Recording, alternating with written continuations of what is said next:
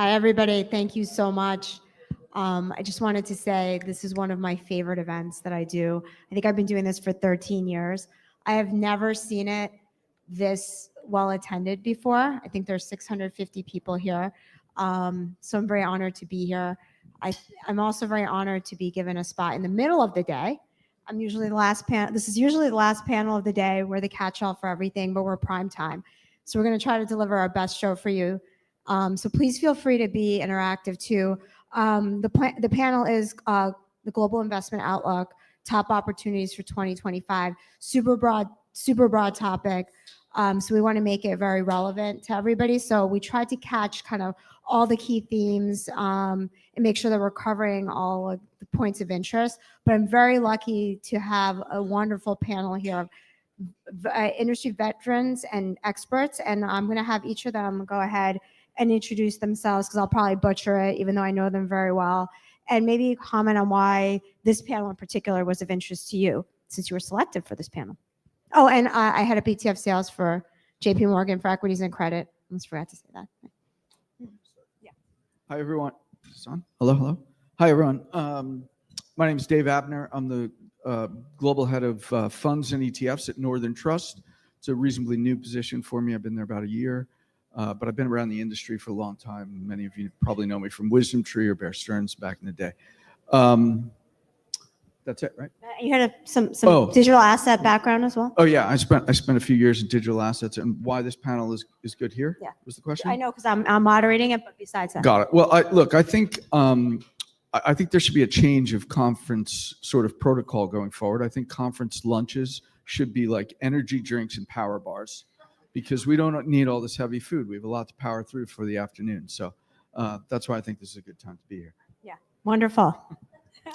Good afternoon, everybody. Rob Forsyth. I'm the global head of ETFs for Lazard Asset Management. Also a new role, but I've been around the industry for longer than I'd like to admit. Before joining Lazard, I was at State Street Global Advisors, where I ran ETF strategy for them globally. Prior to that decade, was another decade at UBS. So kind of bounced around quite a bit. I'm sure I've seen many of you at this or other ETF-related conferences before. And I decided to join the panel because I think it's a really interesting time in terms of the market environment, and have some great panelists and a great moderator and a great partner in ETF Global. Thanks. I'm Kevin Rich. I'm the Chief Operating Officer and Chief Compliance Officer of a firm called Webb's Investments. I like to say we're a young firm with a bunch of old people, but my boss told me to say a bunch of experienced people. Actually, Webb stands for Westwood Engineered Beta. Westwood is our JV partner. Westwood's a $18 billion asset management firm out of Dallas. So we're a JV. We fit well on this panel because we're bringing a new concept to the ETF space. Our product's called defined volatility, in fact. So we're taking existing ETFs that are very popular and then trying to manage to a defined vol for those. So in volatile times, we take our foot off the gas, and in less volatile times, we add a little bit more oomph in our portfolio. So that's why I think we're appropriate for this panel. That's fantastic. As you guys can see, we're going to have a wealth of information coming down the pipe here. And I think given all you guys have some pretty new roles and some very exciting lineup and things that you're doing, now it's kind of a really great time to talk about with the backdrop of all the geopolitical developments and the vol we just had. What are some of the key best ideas, sectors, exposures that you guys are looking at that you think people should focus on here today? I'm happy to start, Julie. So as you mentioned, we've kind of come through this period of, or not come through, we're still in the midst of this period of uncertainty and volatility. Markets are being driven primarily by kind of policy-related matters, whether that's fiscal policy. We have kind of the big beautiful deal kind of working its way through the system, or monetary policy, expectations for future interest rate cuts. I think that environment is likely to continue. Even before we had Liberation Day and all the kind of talk on tariffs, we had entered this environment in which the trade that had worked for the past few years, kind of the long beta Mag 7 trade had started to unwind, even again ahead of all of the upheaval from the tariff conversations. So I think that backdrop, before I get into like, sectors or regions, that backdrop, in my opinion, lends itself very well to actively managed strategies. And of course, talking my own book here, but I guess empirically speaking, when you have a period of uncertainty like this, where, when vol really spikes, correlations all go to one, kind of no place to hide. But when you have kind of this like episodic volatility where it's like headline to headline, policy matter to policy matter, you get kind of correlations breaking down a little bit. You see market dispersion and market breadth return. You're in like a new kind of volatility regime where it's ignored, north of kind of the mean reverting levels. That environment tends to favor stock pickers. So like this backdrop of active versus passive kind of tends to lend itself well in these types of market environments. I think looking outside the U.S., there's some real opportunities right now. I think there are certainly still opportunities left in the U.S., and I don't think the U.S. exceptionalism trade is over by any stretch of the imagination. But getting closer to kind of a benchmark weight with international equity allocations in specific areas, there's areas to avoid. I still wouldn't touch China right now. But I do like Japan, and I do like international developed with a emphasis on certain countries in Europe, and happy to talk about all those in more detail as you'd like. No, I love that. And we will. Okay. I have that for you. Don't worry. International developed just blew the doors off. Yeah. Right? Probably continues. I have, I'm going to give you I'm going to try not to be controversial so early in the panel, but I'm probably It is after lunch, so I think probably we're not okay. able to help myself. So I'm going to tell you briefly about FlexShares ETFs, because I think there's an interesting trade in the suite of products that we have that might just trigger some thinking. So FlexShares is a Northern Trust brand. We've been in business since 2010. It's a $20 billion ETF business. There's 28 ETFs. Our two largest ETFs right now are what I think of as sort of in the sweet spot for this current administration. So GUNR, what we call Gunner, is our Global Upstream Natural Resources ETF, right? And you were just talking about that, right? President Trump obviously cares a lot about resources. We just did the deal with Ukraine.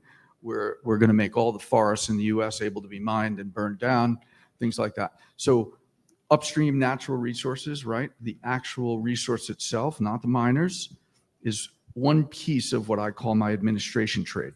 The other piece of my administration trade refers to our president's new best friend, right? Elon Musk. He's an infrastructure guy through and through, right? Solar, tunnels, electricity, space, everything he does is infrastructure based. So our Global Broad Infrastructure Fund, NFRA, is also what I think of as right in that sweet spot. And I call these the administration trade, right? You get both, and you've basically captured not a short trade, right? Like I think these are not like a 2-year trend. This is a long-term trend that's sort of going to be reignited for the country as it sort of changes course. So I tried to be not so political, but No. I think from a fundamental standpoint, it's fantastic. And it pairs well with Rich. I mean, you have a volatility product. We just saw some volatility. So maybe talk about some of the things that you think kind of resonate with you. Sure. Yeah. As I mentioned, webs are based. We think looking at a product's volatility and trying to manage that is key. If you think about asset allocation over the years, people went 60-40 or 40-60 depending on your age, equities to fixed income. But when vol is high and you're 60% in equities, you're probably higher than 60, relatively speaking. And when vol is low, if you're at 60, maybe you're at 50 or 40. So we think vol targeting is a great way going forward of managing some of that. The other thing that happens is your Sharpe ratios. I think some people put like some of these products in their portfolios for Sharpe ratios, but maybe with lower returns, but a better Sharpe ratio. So we think looking for alpha and outperformance along the way with managing risk is key. Fantastic. And you guys kind of touched on some of my other questions, but given that you already talked a little bit about asset allocation, let's talk about, what people are looking at in terms of, and do any of you want to talk a little bit about the growth in fixed income, some of the key sectors within the fixed income market that maybe you might be focused on within Northern Trust? Yeah, sure. Look, I think the next 10 years are actually going to be the sort of decade of fixed income. Fixed income is back. Rates are back. The category in general is back. It's becoming a bigger and bigger part of the ETF industry in general.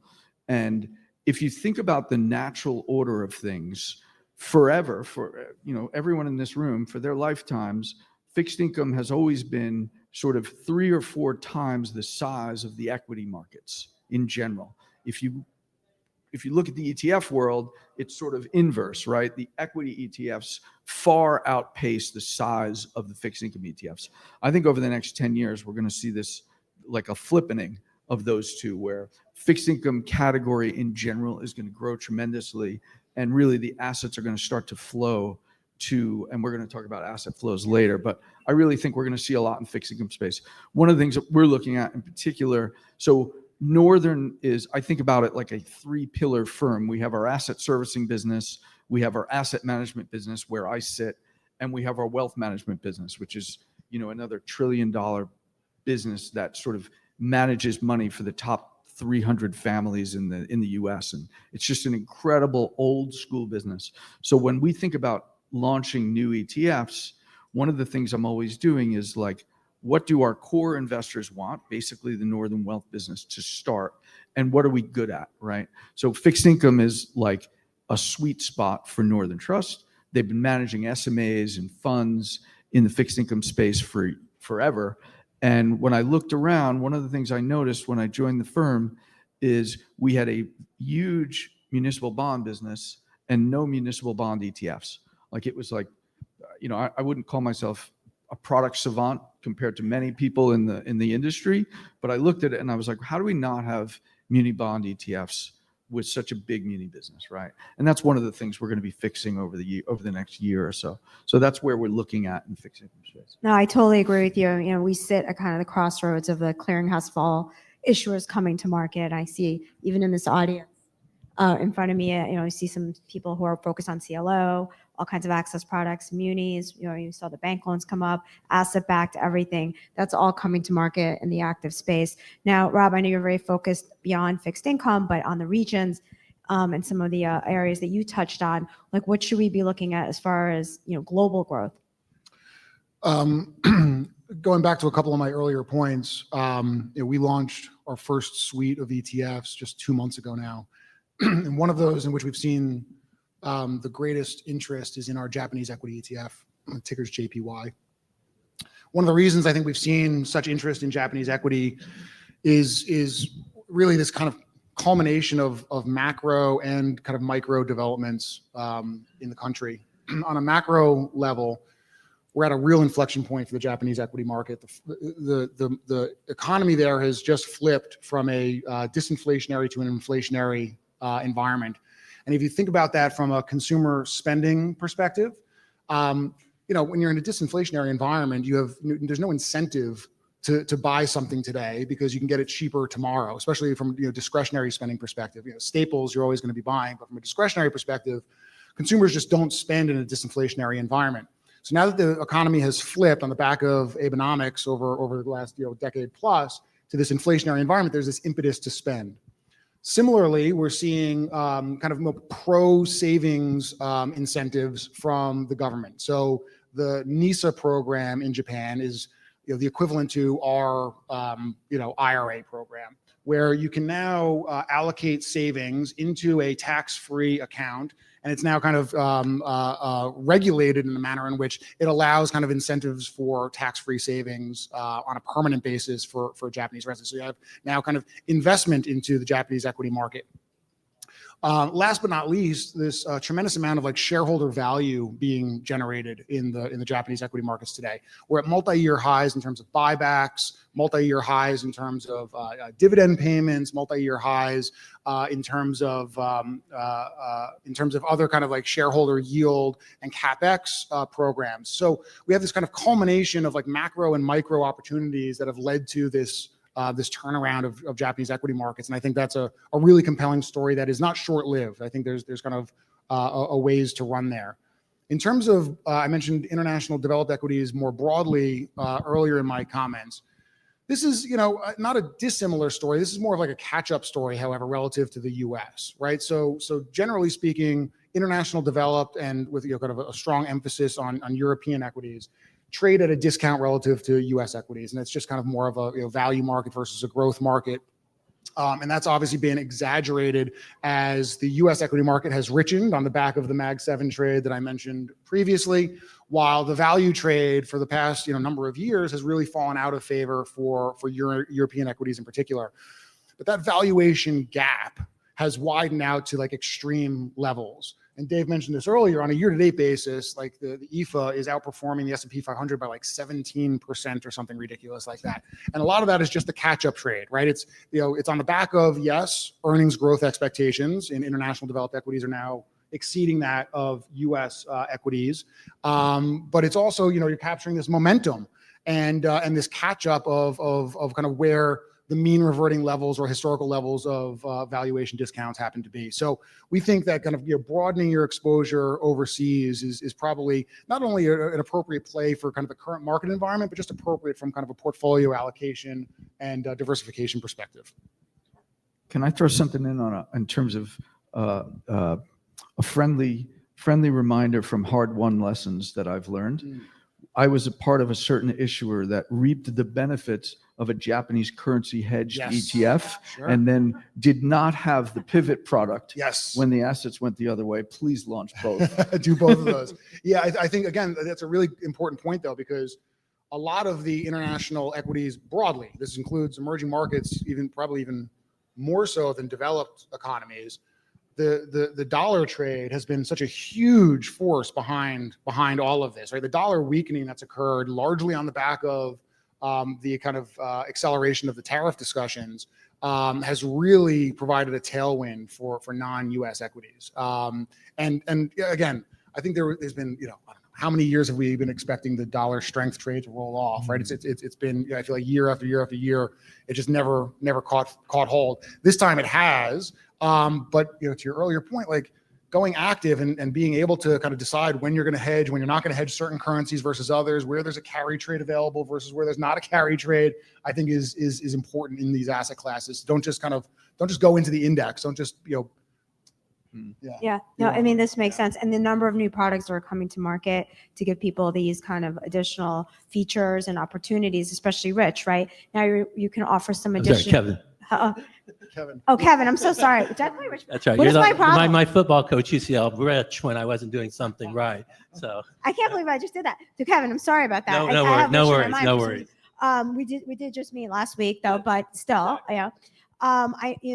with the number of products that are coming to market, particularly on the portfolio construction side, involved products and things like that, I think that pairs really well with some of the some of these other asset allocation products that are out there. Do you want to talk a little bit about some of the things you're seeing there? Yeah, but I think as Rob said, we're coming out of a very tumultuous time, and everyone, I think, if you had a house in California after the fires, you say what worked, which firewall worked, and which didn't. So I think everyone's now looking at these risk management strategies, which ones were effective and which were not. A lot of them do give you a floor down, but then they limit your upside back on a rebound. So I think a lot of what we're going to see in the future are kind of doing a post-mortem of who got hurt during this period, because everyone's going to tell you, oh, I timed it just right. If they timed it right, if they didn't time it right, you're not going to hear back from them. So I think that this is an opportunity to evaluate what happened. We think, I think capped products that give you a floor but give you a cap have a place if you need the money, relatively soon. But if you don't and you hold those products, it's going to limit your upside over time. So I think that's a good product for certain investors. But if you want to stay invested in the market, I think you need to keep invested in the market for a long time. Like if you had asked me 20 or 30 years ago, how allocated should I be at my age? I would have said, well, I should be in T-bills at this point. But now that I look at it, I need to be in the equity market for a long time still. My kids went to college longer than I thought they would. So, I need to do some catching up. So, so I think you look back to see what's worked and what hasn't from a risk management perspective, and that'll lead to better product innovation. Yeah, no, and we're seeing such dynamic markets. We're seeing new things. One of the things, Dave, you mentioned was some thematics on the natural resources side. Are there any other thematics that you think pair well, or that you're seeing as good opportunities that people should be looking at? I'm happy to start. We do have a thematic strategy. It's called the Equity Megatrends Portfolio. The ticker's themes, THMZ. And within this portfolio, we're trying to capture various kind of secular trends, not necessarily cyclical trends, but secular trends that are kind of, more long-term in nature than kind of, short-term zeitgeist, catching a headline, if you will. In that portfolio, the couple of trends that have been resonating, and this is a bottoms-up kind of active fundamental strategy. So we're using the extensive network of research analysts that we have globally in meetings with companies that we cover and that we own the stocks of in various portfolios, and we're using that to identify kind of early stage trends. Right? Once a trend has again captured a headline or it's pasted on social media, it's too late. Right? You kind of have to wait for the disillusionment before it kind of rebounds and you can kind of find appropriate valuations again. So you really have to be at the early stages. And the reason we think that kind of an active approach here is important is that we can identify where there's, early stage success in R&D breakthroughs, or where like tech capex is being spent by the corporations that we cover, and doing this on the ground level in the meetings with the corporations that we are covering. And we do 5,000 of these meetings annually across the globe. That's where we can identify trends across sectors, across industries, across regions. The trends that are resonating right now that we were able to again identify through these conversations: reshoring. Right. This is, now it's the zeitgeist. Now it's kind of captured the headlines. But you saw companies starting to bring a lot of their manufacturing domestic, as opposed to kind of the kind of globalized network of this is a kind of pandemic era. This is not necessarily a tariff era endeavor. So the investment in kind of reshoring and manufacturing domestically was a big trend there. We're also seeing a trend in kind of like the future of healthcare, right? It's like $10 trillion annually being spent on healthcare costs. Like, seeking improvements from robotics in particular, or kind of FDA approvals on, weight loss drugs and things like that. Being early into that is another trend that we're seeing. And then last but not least, it's kind of the evolution of AI. A lot of this is on kind of productivity gains and kind of the use of AI in various industries. Some of this is still on kind of semis, which is also kind of a reshoring theme, right? There's some overlap there, right? Because everybody's wanting to kind of bring semiconductor manufacturing back to the States and away from China specifically.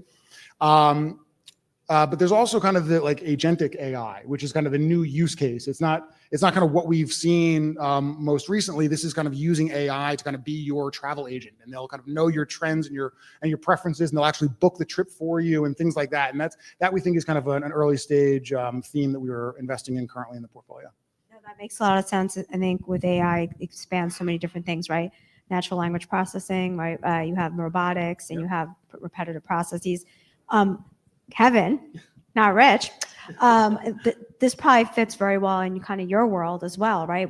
How are you guys using more technology, more AI in building your products? We're actually not using AI, but we are, I think, starting a new trend in that, typically ETFs come to market. When I launched my first ETF 20 years ago, there were not even 200 in the market. Now, who knows? So the market is very crowded, and every new idea becomes a new ETF. So our approach isn't like we're not creating new ideas for ETFs. We're actually reusing ETFs in our ideas. So we actually act more like an ETF strategist, like disguised as an ETF issuer. So we look. So it's like an asset allocation. Exactly. So we're taking an existing ETF, and then in our ETF, we own that ETF. So whether that's Qs or SPYs or the GIC sectors, which we're planning to come, we own those, but then we own them in different allocations than just a one delta one.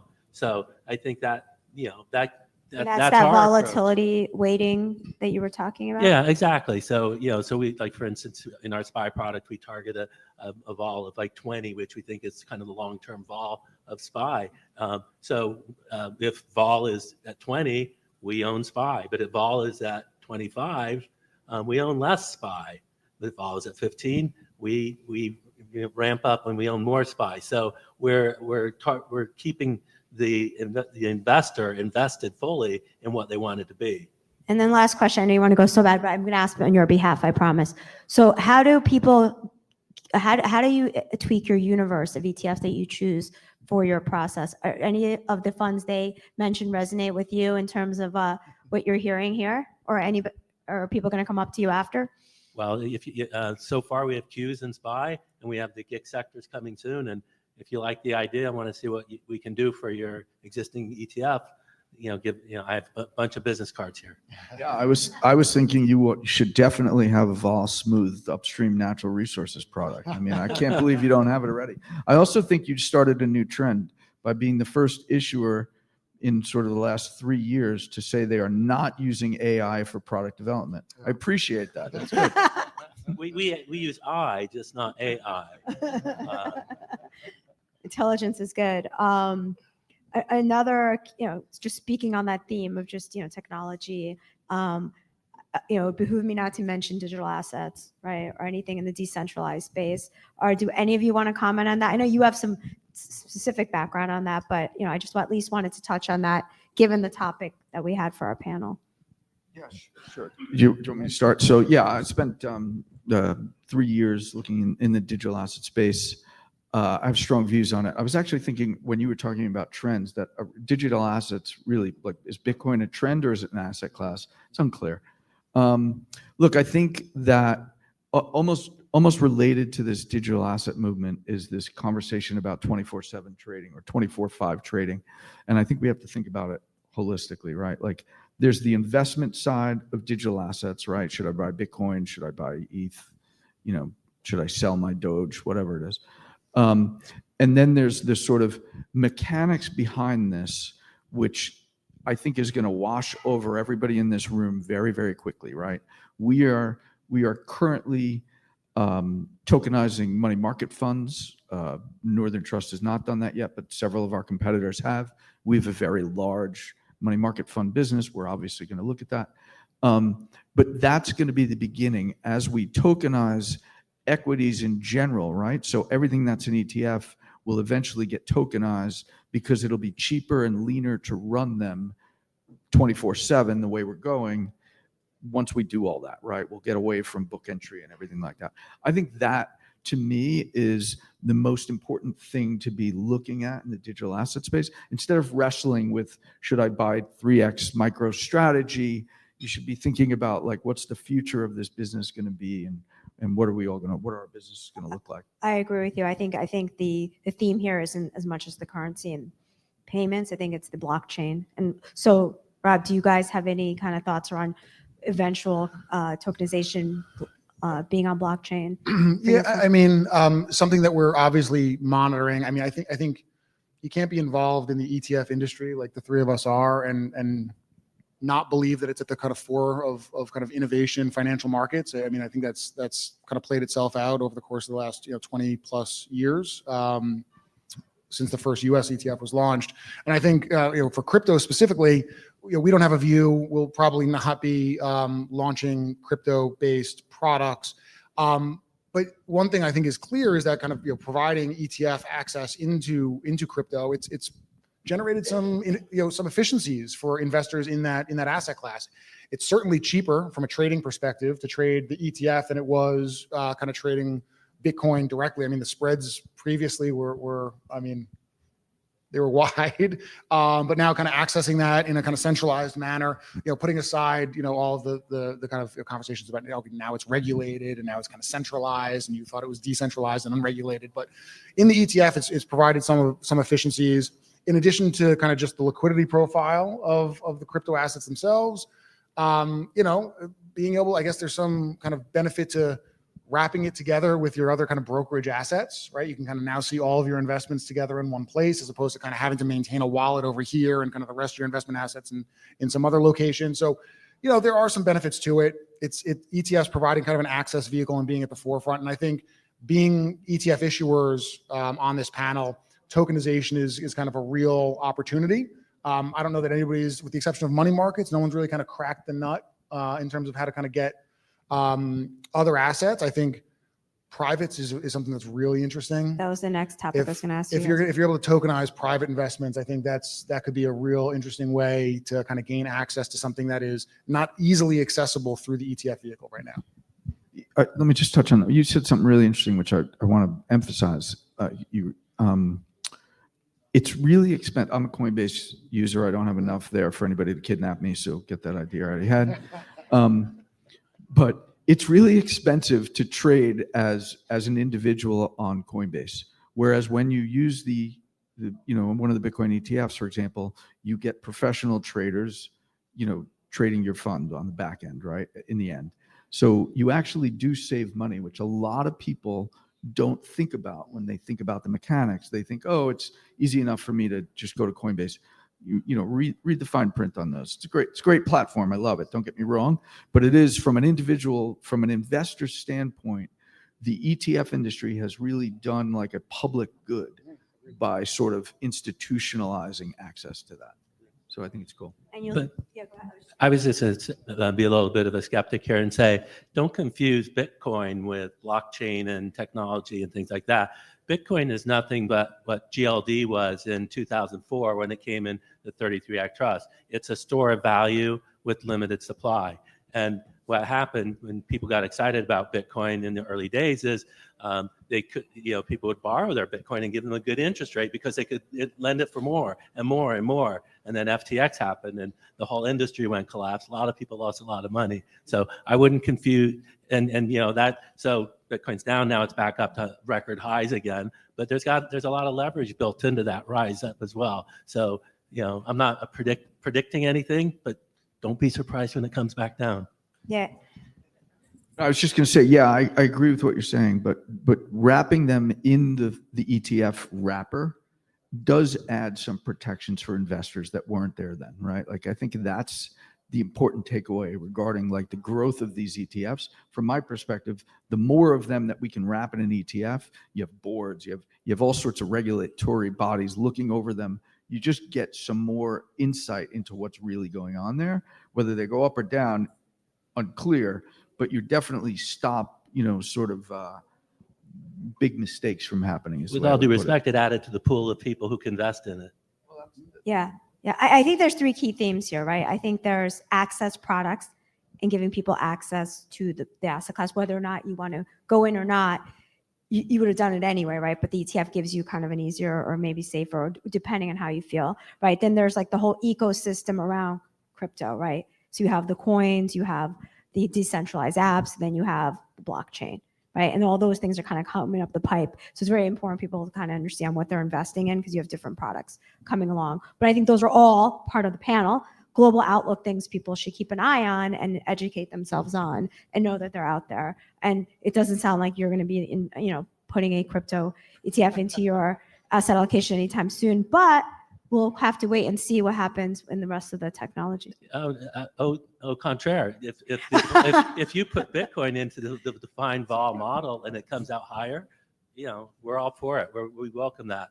So it's open to that as well. Yeah, our strategy basically takes, if you had an asset class that's generally trending up over time, we think we can do a better job of it. If it's an asset class that's sideways or trending down, we can't make ugly look better. We can't do much for it. But I think we have a better way of owning assets that people want to be in. If you don't want to be in the asset, you don't want defined volatility on the asset itself.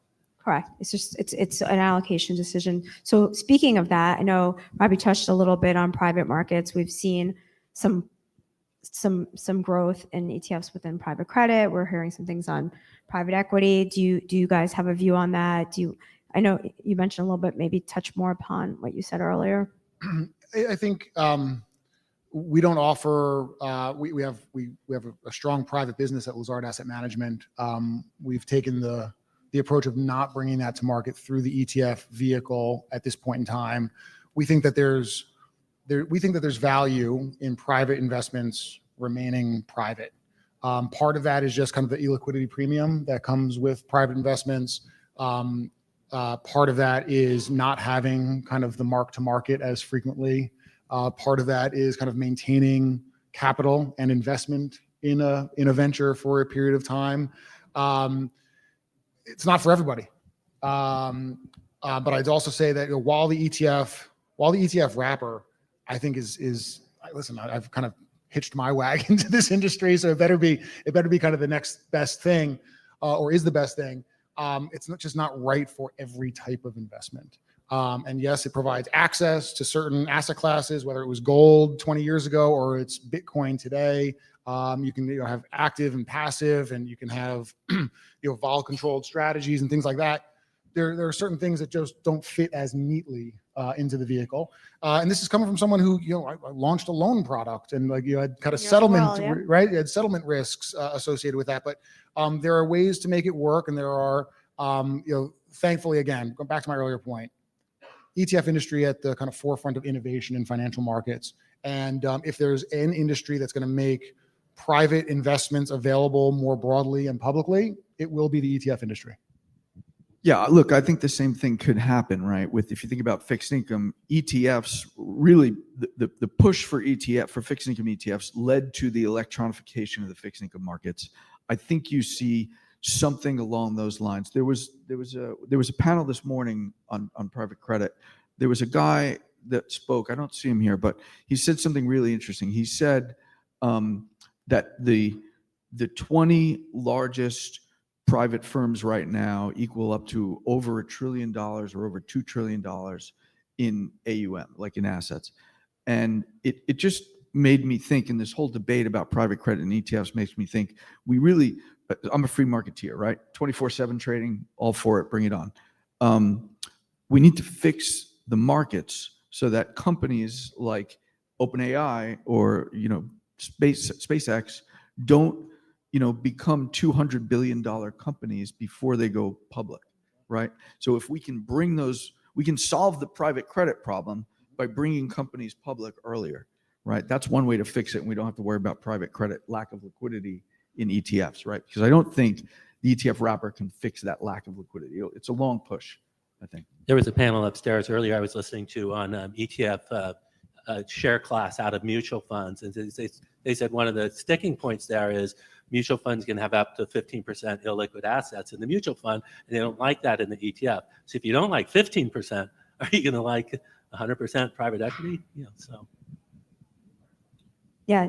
And you guys, one thing we completely glossed over, but I wanted to get to is this whole conversation. A lot of it has been focused on active, right?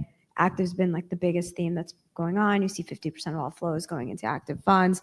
And I think having the kind of adoption of the fact that ETF is just a wrapper to provide exposure, which is what we're talking about here, and people really adopting the active wrapper to provide all these additional strategies has been phenomenal. Now, what are your guys' thoughts on that in terms of like the combination of active and passive and where things are headed, especially as we start to have new entrants either through coming in new conversions and the mutual fund to ETF share class? So I'll start. I think first there's kind of definitionally people kind of classify active and passive in a unique way. When the industry quotes kind of active trends and active growth and active AUM in the ETF, it catches a lot. It catches kind of traditional forms of active, if you will, kind of fundamental bottom up, even like active quant capabilities. But it also captures your strategies are probably classified as active, right? No, wrong passive? again. Okay. No, we're passive. We're index tracking, right? Our strategies are wrapped. Syntax is our index provider, and so. But we could have created a model of what we do and call ourselves active. Yeah. But we chose. We think the more transparency, the better. So if we're tracking an index that's completely 100% defined, that's passive. Got it. That's right to his point too, of maybe maybe go drill a That's little bit exactly- into yeah, that subcategorization. That's yeah. exactly right. I think a lot of like the buffered and defined outcome track passive indices, but like the strike of their options is active. So they're classified from a regulatory perspective as active. And a lot of the single stock leverage products classified as active from a regulatory perspective. So it captures a lot. That being said, from an investor use case perspective, the combination of active and passive is not something that's really new. I think the product proliferation in the ETF space has allowed for end investors to accomplish a lot more in their portfolio construction. And we see that take form in a number of different ways. So one of the I think most popular forms of that today is kind of like this core satellite approach, where you want kind of lower it's fee budgeting at the end of the day, and where you have like really efficient asset classes. Large cap domestic equity as an example, you go really cheap beta and you get that exposure there. And then you kind of add on kind of tactical or satellite exposures around that cheap beta so that your overall fees for your portfolio remain relatively low. Pay up for being active in areas of the market in which inefficiencies exist and you have strong conviction in a manager being able to produce alpha in those respective asset classes. The other phenomenon that we're seeing, this kind of goes back to the private conversation, is not only like a fee budget for active and passive, it's a budget for kind of liquidity.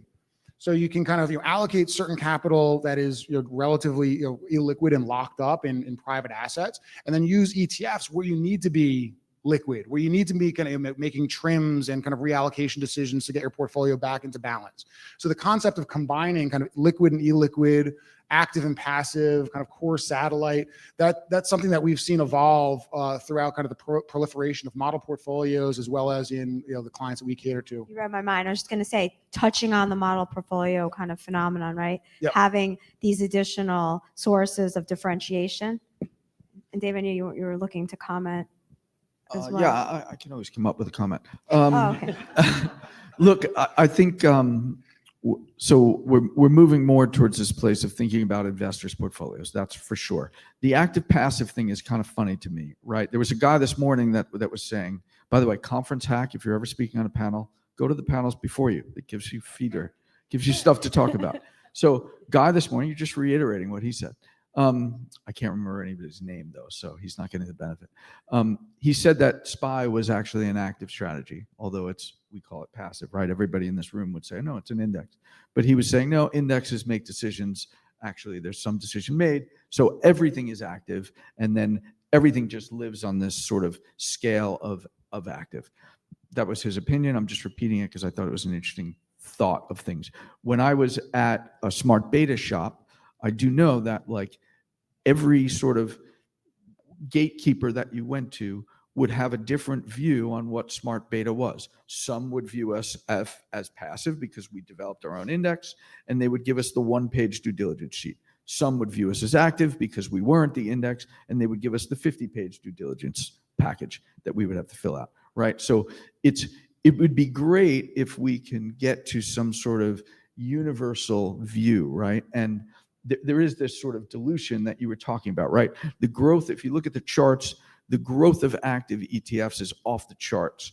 But in that category of active ETFs is all sorts of stuff that nobody here was thinking of when we were thinking active. We were thinking, oh, mutual fund manager, Peter Lynch, managing an equity portfolio was active. Now active is buffers and everything else, right? There's all sorts of things. It's basically any fund that's not being managed to any index. Well, so we'll do a quick 10 seconds on how you make an active fund versus an index fund. When you file the prospectus, there's a box there, and you can check it and write follows an index, and then you write the index name in. If you don't check that and you mark it blank there, it's an active fund. That's it, right? So every issuer is basically making that decision based on what they want to wrap in the fund and what they want to do. And you tell counsel to put specifically in your product description that you're passive. Exactly right. So that's really it. There's no sort of regulatory difference between active and passive, which really I don't think is sort of known well throughout the industry, because we get these questions about them and just different due diligence, which makes it just like insane in that sense. But if you're passive though, and your index is telling you to do something, you have to do that. if you're active and you have a Well, yeah. benchmark, you can say, I'm going to trade the March contract, not the April. But if that's not what your index is doing, you're opening yourself up. Yeah, to but you would scrutiny. define that in your definitions of, because you want people to understand what you're doing, right? Like that's the whole thing. So I think it's an interesting conversation. I think it's getting muddled, and I think it's going to get more and more muddled. Like as we're launching 11 funds, 8 of them are active, 3 of them are index based, and there are very unique strategies in the active side that people are going to be like, oh, those are active. I didn't even think of that as an active strategy. Yeah, So- I agree with you. I think that's kind of been what people are talking about is that subcategorization within the active world. So you know what you're looking at and who are your peers, and even going back to like a Morningstar peer ranking and all those kinds of stuff. So Kevin, since I love your thoughts that are a little bit different, are you incorporating active strategies into your universe? Oh, no, well, no. So basically we have a model, and we've provided that to an index provider, and now they own it, and they create an index, and then we track that index. So we actually, Webbs is the advisor, Biden is our sub-advisor. Biden doesn't call us. They just follow whatever the index is telling them to do as far as executing. But do you when you reevaluate the broader universe of what to bring in fresh and new for the next year, or is there an evaluation process? Oh, well, I think we'd start by bringing something in. If someone says, hey, what would defined volatility modeling do for my ETF? We would put it in our model and we would show that. And then but we would be doing whatever our model told us to do. So like, you target every ETF at a certain vol, and you decide what that vol is and look at the outcome. So you don't cherry pick the results, but you start to see, what it looks like. We have looked, though, we could do this on active funds. Okay. Underlying could be an active fund. As long as our swap counterparties can provide us what we need, married with us owning it, it could be done. That would be super interesting. So we should, I'm sure people would like to talk to you guys about that after. I know we would as well, like to hear more about it. That's fantastic. No, I love all the new product innovation, love all the new issuers coming to market. I mean, we're kind of wrapping up towards the end of our panel, so I want to make sure that I want to make sure I had some key things I wanted to ask you guys that I thought were really important. We talked about some of the trends we've already seen, talked about the regions. What are some of the kind of new innovations or innovative investment strategies that you think we may start seeing or bubbling up in the next 5 years, and how maybe this industry might look differently than it does today? Who wants to start with that one? I'll tell you how we're evaluating our kind of product lineup for the next 5 years and how we kind of tend to think about that. It starts with kind of a demand-based assessment, right? So first and foremost, I talked about kind of portfolio construction techniques, and that's at the forefront of how we're thinking about it. Solving a need for our investors is kind of the first question that we're asking ourselves. Where that then lines up with where we have strong investment capabilities, because we are an active shop, and we've always been an active shop throughout the history, 175 years of us being in business. We've always invested in a particular way, hiring investment professionals that are kind of specialized in their respective asset classes and going deep in their region or their sector. So aligning kind of investor demand with investment capability, and then it's kind of ETF fit, right? I mentioned earlier, not everything belongs in the ETF, and the ETF doesn't solve all of your problems. So we'll then kind of, we'll evaluate whether or not the portfolio that we would design to meet that need is compatible with the ETF vehicle to have sufficient liquidity, sufficient capacity, so on and so forth. So I think right now the trends that we're monitoring are, fixed income is going to be, I think, at the fore. And Dave mentioned this earlier, but the way in which we have this kind of, push and pull between inflation expectations and growth expectations, and the result of those expectations on monetary policy and fiscal policy, right? The debt ceiling has been at the top of mind, as well as kind of monetary policy and kind of interest rate cuts. That's going to put a lot of pressure on the long end of the curve. So we've seen a tremendous amount of assets flow into the short end of the curve, especially where the curve is so flat.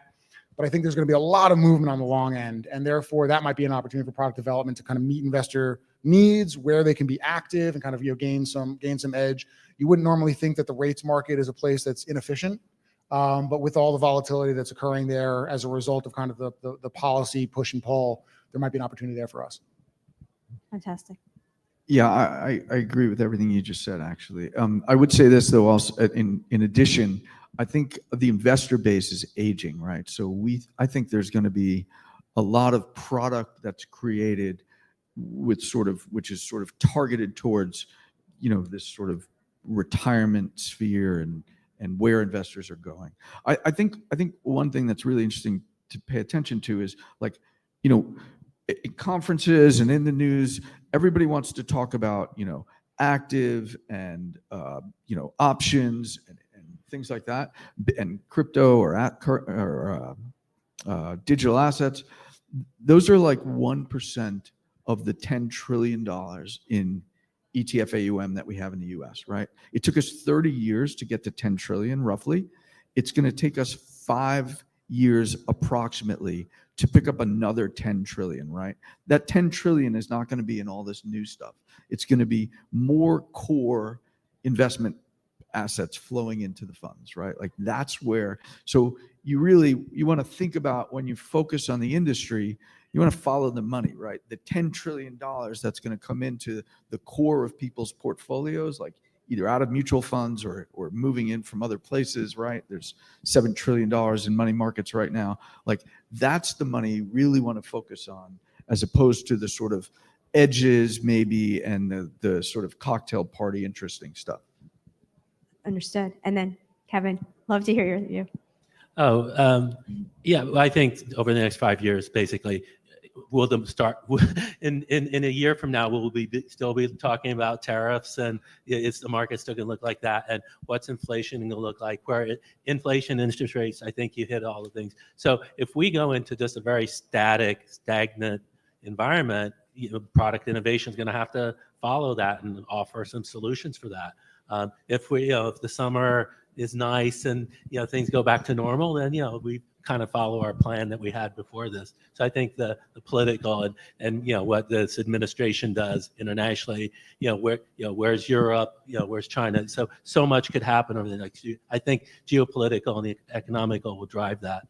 And I think the reason we only talk about the 1% and not the trillions is that 1% has high vol, high returns, big opportunity, so it attracts a lot of attention.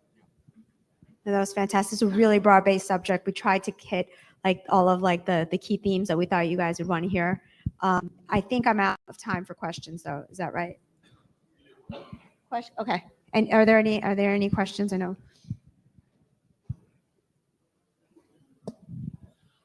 One subject I really haven't heard about, which I think is very important to the future of ETFs in investing, is 351 exchanges. Anybody want to talk about the opportunities with that? I can start really briefly. I mean, I think they provide a lot of value for the end investors of the separate account initially that are looking to kind of further defer tax obligations. But they're really threading a needle, right? They're not available to everybody. They can only seed. The investment objective has to be substantially similar. There has to be a tremendous amount of overlap in the underlying constituents, but it does allow you to diversify your portfolio and defer tax obligations. So I think they're fantastic. I think they solve a need, to the earlier point. But they're only going to be available to the largest kind of separate accounts. They're only going to make sense if you have the ability to kind of convert and then diversify, where there's a need to kind of move away from kind of the low cost basis stocks in the separate account.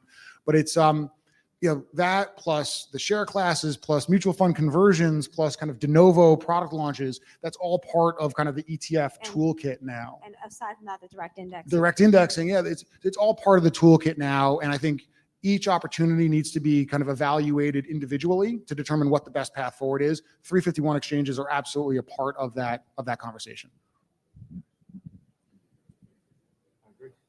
Yeah, I think we only had one question, right? So Thank you. Definitely Thank you. talk to this gentleman after. Thank you.